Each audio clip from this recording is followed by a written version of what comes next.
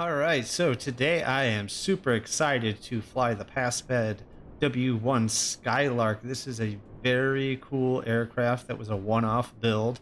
It started development back, I think, in 1933. This single one was made in 1936 by the Pasped Company. That was the two founders' names combined. So his last name of Pastorius and Pedersen made Pasped. The actual aircraft was made by two brothers, though, that did most of the sort of like design and everything. Now, unfortunately, they wanted to sell this as a military trainer as well as like a sort of like a business liner. It's fairly unique where this is a 2x2, sorry, just a side by side versus front and back, and it's a low wing braced. It still had a obviously a metal frame, but then you had some aluminum on the front blended into the wings, which are made out of wood and fabric on the tail. Now, the most striking feature obviously is these cowls over the wheels, which, you know, some people call these spats, and I would definitely say that those are some spats. Just such a cool design for this golden era of aircraft. I mean, the design of that time was just very, very cool. Now, Lionheart Creations also included these amazing little fuel trucks. They do change with the livery to try and match the aircraft. As far as I can tell, the current owners of this single one, yes, it's still in flyable condition and registered and has been restored, is a family in Missouri. There's a grandfather, father, and grandson that plan to keep it in the family. That's the latest information I could find on it. I'll put a link to the article I found from 1984 where they took it to Oshkosh. But they restored it to this livery with the red leather interior, and is still operational, which is great because it's a one-off. You know, like who would have thought that something like this could last that long? But today we're going to do a first flight, first look mini review of whether or not it's worth the whopping $15 they charge for it. They did originally designed this for FSX, and it has now made its way over to Microsoft Flight Simulator 2020. So let's go ahead and jump on into the cockpit, and we'll go over some of the features. All right, so we are in the cockpit. It's a nice place to be, especially in this version. It has the wood paneling on there. Some of them do not. And they also have, some of them don't play well with certain shadows and certain lighting. You get this weird pixelation thing going on. But I don't think it happens in this one. But down here, you've got your little panel for accessories and things like, you know, we can turn off that fuel truck now. He's gone. We do have access to the battery door and tie-down mode. If we jump back to the outside real quick, we can have a look at that. And you can see now that we have some wheel chocks, and the aircraft has a cover and is tied down. So it's nice to have those additions to it inside the battery door. You also have some, you know, extra oil and things like that in there. So very, very cool to always have additional static elements added to the aircraft. So we can go ahead and turn those back off though. So firing this up is very simple. There's no POH that I could find, which would make sense because it is a one-off. There's not you know, multiples of these made. So but you want to come full rich on your mixture. We're going to crack the throttle a little bit. You want to make sure that the battery is on and generator is on. I'm going to go ahead and turn the panel lights on already, just so we can see them a little bit better. Now, your fuel selector here, you have your main tank and you have a takeoff reserve. You want it on the takeoff reserve, obviously for takeoff. You do have a fuel pump here, and you do have a primer here. Both of them are superficial. That doesn't change anything as far as startup goes. We have a nav light here, which we'll go ahead and turn on and act as if it's like a beacon. You have a landing light as well, which is nice. I don't believe the original aircraft had that on there, but they added one that folds out from underneath the left wing. We'll go ahead and get our magnetos over to both, and then it's just going to be as simple as hitting that start button. Now, I will say that the engine in this is a little louder than most. If you find it hard to hear ATC or other things, then go into your options and turn down the engine noise a little bit. This is the same thing that happens in the 140. This has no 140, and I think this is just a guess, but I think what's going on is, so you do have an interactive canopy here. If you open it, you can tell there's no change in engine noise. So I think what's going on is that really once this is closed, that engine noise should be muted and it should be quieter, and it's not. Same thing happens in the Cessna 140. There's no change when you open up the side window. So, you know, I'm not sure if that's what's going on, but just a guess. As far as the other features going on in the cockpit, we have this wonderful glove box, which I wish more developers would do this for this vintage aircraft. And what they did is they hid our comm stack in there. So very nice to still have a comm stack and a transponder if you're using VATSIM, or you don't need something that looks, you know, like they just slapped it in there and it doesn't fit very well. So it's nice to have it tucked away if you want to use it. You also have a dome light, which you can turn on. It's a red dome light in the back. In the back, you also have a little radio, spark plugs, some gum, and a bag. So nice little details everywhere throughout the aircraft. And the plate here, which, you know, you can see that it is the serial number 1. So manufacturing date was 1935. I thought it was 36, but 1935. So we're going to go ahead and make a flight here from Long Beach down to Oceanside. Oceanside, I believe, is where Pastorius lived. So I figured do a little memorial flight down to him.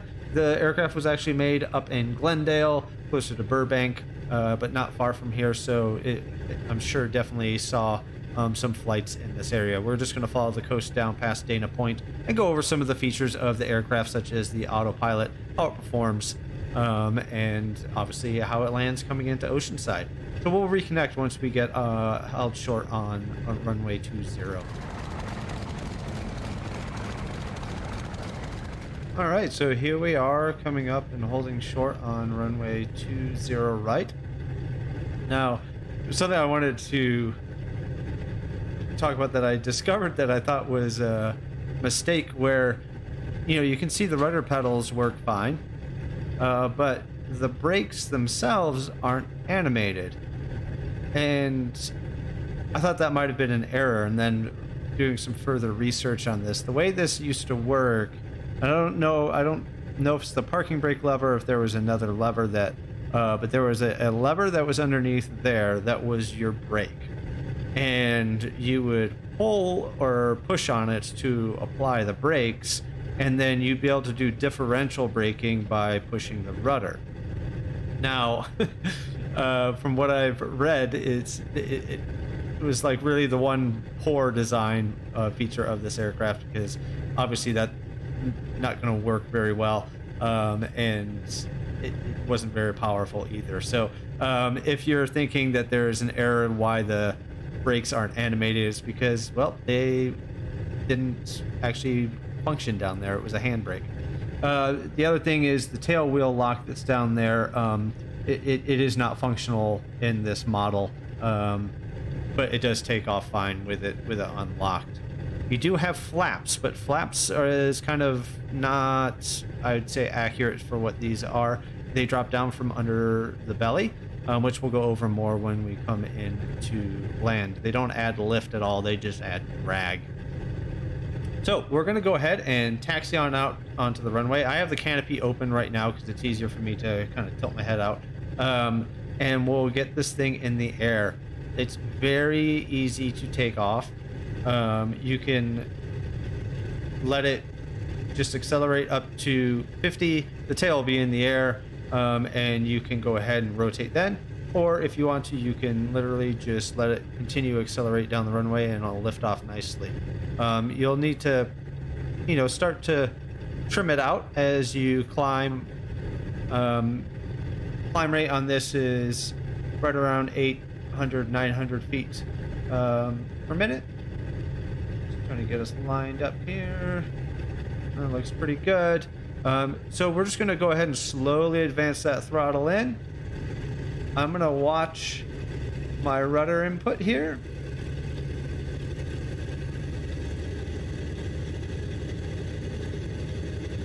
That tail's already up.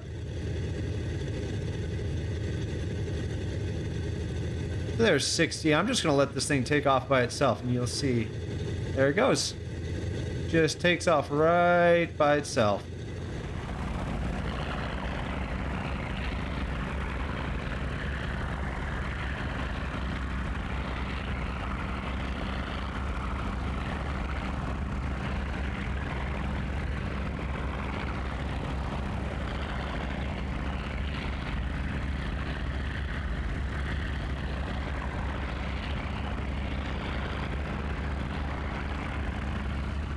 Now, as far as how it feels, how the flight model feels, I'd say it feels light.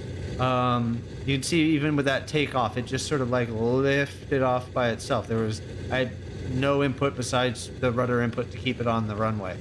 That transfers over to the feeling when you're in the air. It does feel very, very light, which, hard to know. Is that accurate or not? I don't know. It's just the way it actually feels.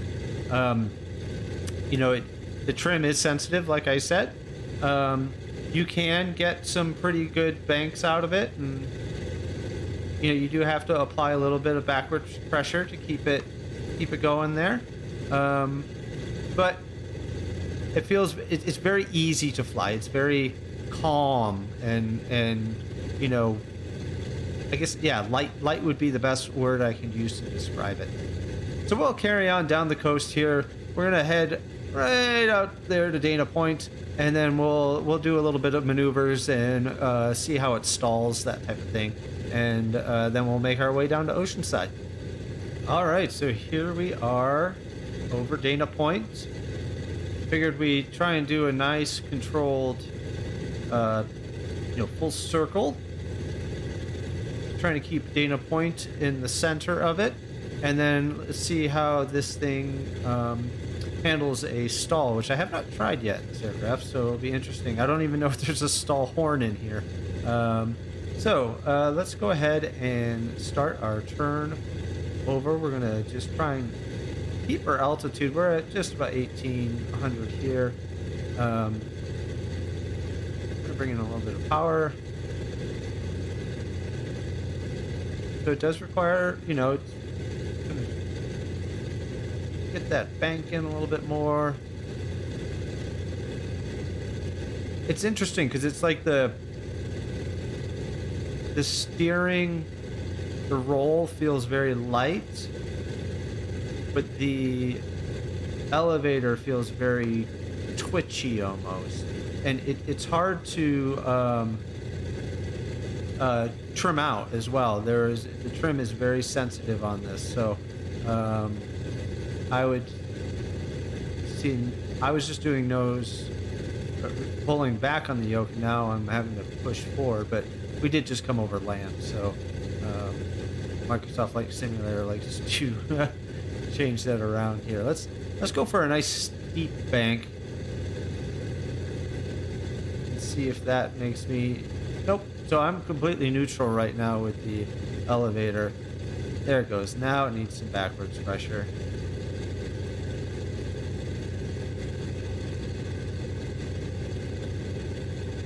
Let's just come back the other way real quick and see how that feels. Right over Dana Point there.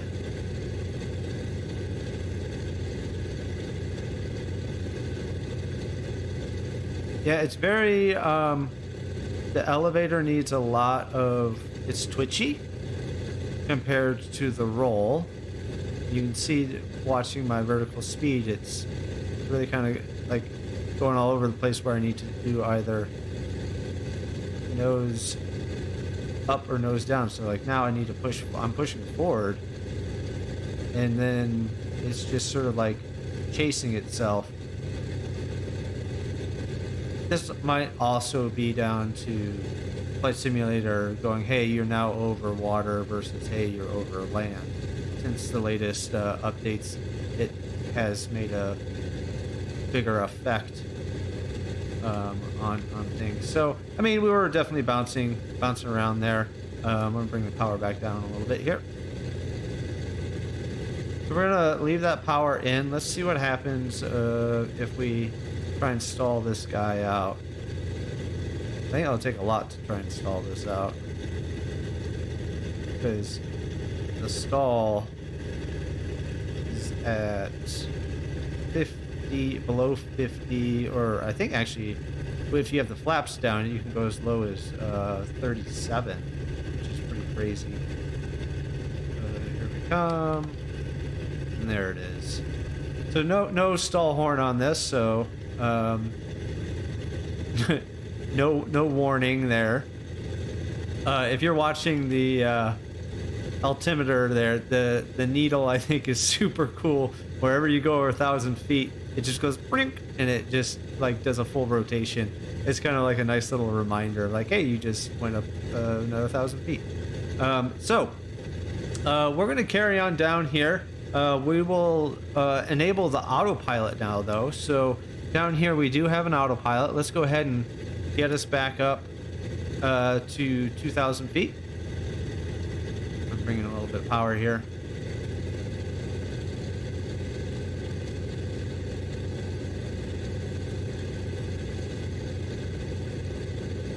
There we go, and we can go ahead and turn on autopilot and then altitude lock, and that'll hold us where we're currently at. Now we have a heading lock as well, which, you know, you can turn on and it's just going to hold our heading. Really, you would have to turn autopilot off, rotate over to where you want it to be, rotate back, autopilot on, heading hold, and altitude hold, and there you go. Now, if you have a key command for your heading bug, you can still do that. So, for example, I have a multi-panel switch where I can change the heading, and you can see it'll make the turn for me. So, not necessarily accurate for what the aircraft can do, but if you set up a keybind or have a dial or something, you can control the autopilot with those shortcuts. So we're just going to let this cruise on down with the autopilot, which is nice to have if you just want to, you know, do this. Just be like, okay, we're going to aim for the coast. Oceanside is just down here. I think that's like Camp Pendleton area-ish there. And then we'll check in, and we're probably going to be doing a left traffic to come in and land. All right, so we're getting close to Oceanside here. A couple things that I didn't mention as we were flying in on our cruise there is make sure after takeoff you switch over to your main tank there, and just keep an eye on your RPMs. You know, you don't want that up close to the red, really down closer to the green. It'll get you about 125 miles an hour. So, I believe Oceanside, it's always like kind of hard to see. It's like tucked in a little bit in this little, let's see. I want to say, it's always an interesting approach. There it is, right there. So we're going to go ahead and disengage the autopilot here. And I'm going to start to bring that throttle back. And we're going to talk about the flaps here as well. So the flaps, they drop down from the belly. And so I'm going to slow us down a little bit here first. We'll just keep the airport in sight here as we're high, but that's okay. I'm going to really try and slow us down here. Okay, so if I'm going to introduce a notch there, and I'll do a second notch. And let's go to the outside. I'm going to bring that power back in just a little bit here. And we'll go to the outside so you can see what's going on here.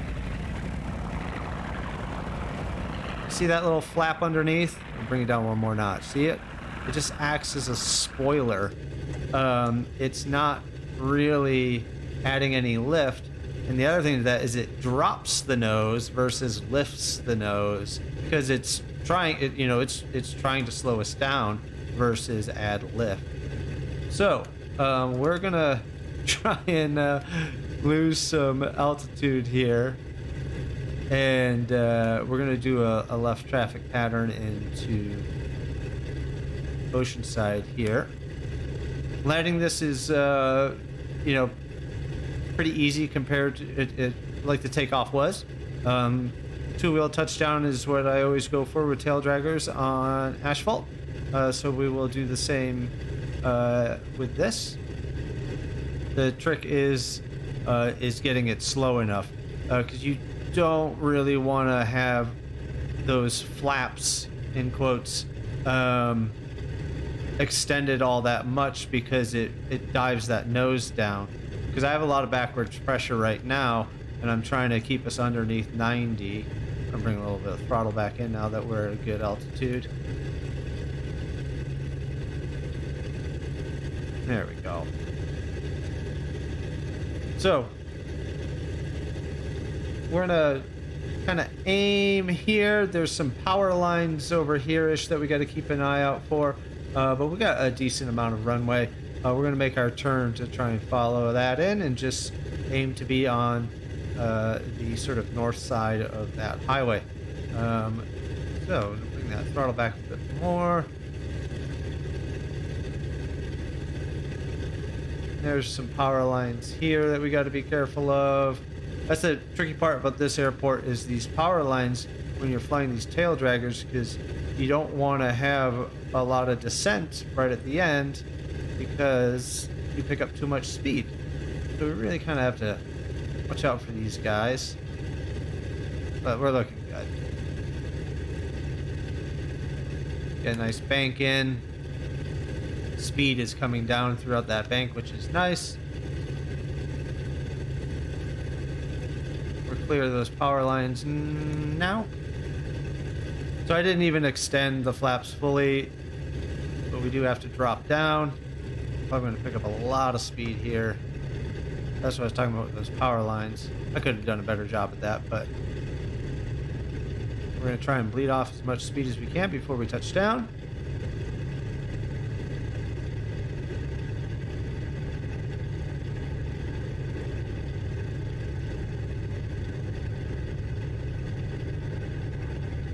There we go.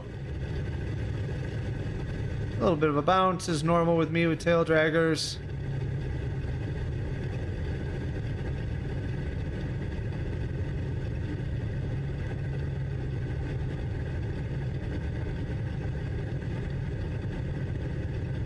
Nice. There we go. We go ahead and taxi on off.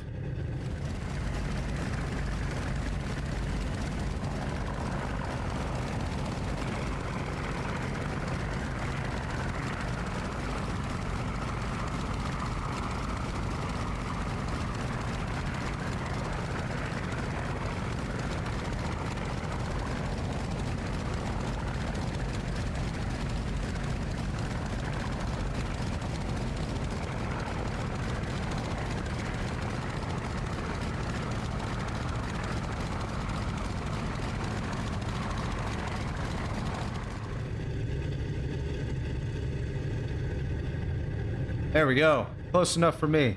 All right, so for shutting down, all we got to do really is we're going to set our parking brake. We'll go ahead and drop that mixture back. It'll come down.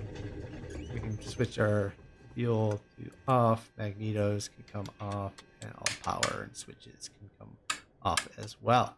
So there we go. There is a first look, first flight in the Pasped Skylark. Do I think it's worth the $15?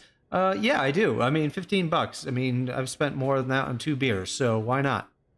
I think it's going to be great for little flights like this, low level, um, just following coastlines, maybe following some valleys, things like that. There is a float version, which I think is interesting, because there was only ever one made, and as far as I can tell, there was never floats added to it. So not sure if I'll use the float one or not. I kind of have a thing for authenticity when it comes to these.